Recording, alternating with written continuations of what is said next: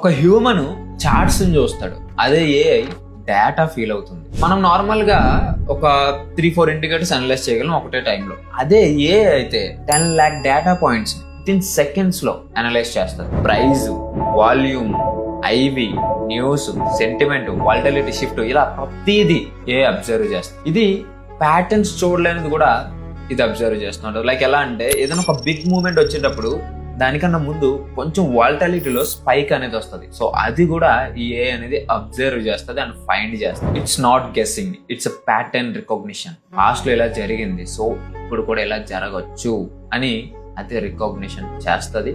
ఒకవేళ జరిగితే రికగ్నిషన్ చేస్తుంది, జరగక ముందు కూడా రికగ్నిషన్ చేస్తుంది.